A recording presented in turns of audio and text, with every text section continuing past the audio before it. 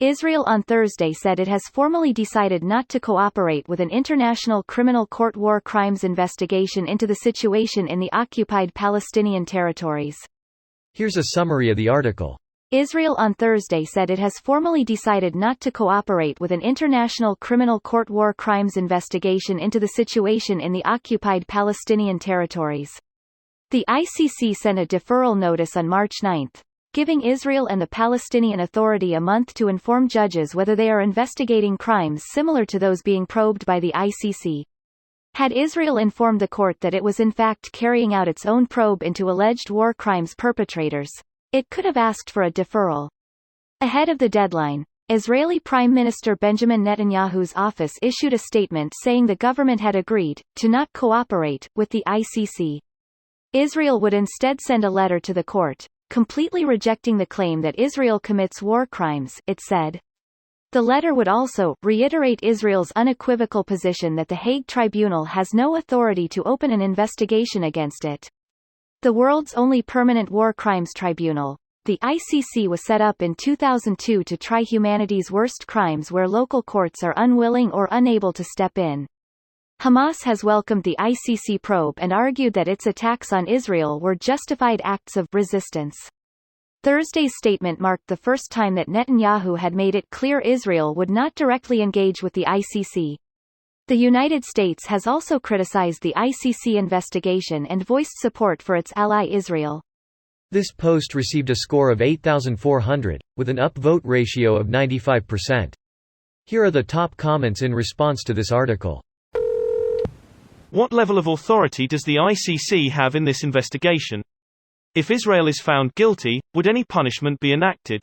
Their crimes would be officially seen as such around the world, and signatory countries to the ICC can do with that as they will. Some parties may push for stopping arms trade etc., as some countries cannot legally sell arms to convicted nations. In practice it's a symbolic gesture unless the ICC directly gets its hands on the perpetrators, arrests them in a signatory country, though for example arresting Bibi isn't possible until he no longer has diplomatic immunity as head of state, and I doubt he's dumb enough to go vacation in The Hague after that. Canada, the US, China, and several other countries have already rejected jurisdiction in this case. The EU accepts jurisdiction, but most of its member states do not. It is a controversial case to take on, and well oversteps the boundaries of the court. You also have difficulties taking on cases because Israel has already properly adjudicated them. The ICC cannot and does not act as a parallel court. So overall, this is a pretty bad look for the ICC, and it's likely going to delegitimize the court in the near future. I don't think much of the world thinks the ICC is legitimate already. The most powerful countries are not part of it. Non-members include India, Saudi Arabia, Iran, Egypt, Indonesia, Philippines, Russia, Pakistan, Malaysia, China. That's most of the world's population, I am pretty sure. Not only does the USA not acknowledge the ICC, they've stated they will use military force against anyone who tries to arrest an American citizen. Anyone who works for the ICC cannot enter the USA, etc. I guess the ICC should just restrict itself to investigating Africans, and leave everyone else alone? What exactly do you mean the ICC overstepped its boundaries? I mean seriously, saying that Israeli courts have already adjudicated the issue is about as silly as saying the Chinese courts have adjudicated the Xinjiang matter. There's a significant conflict of interest present there. That alone should have triggered the ICC inquiry, once Palestine was admitted to the UN as a non-voting member. If it's the latter, then we have no need of the UN.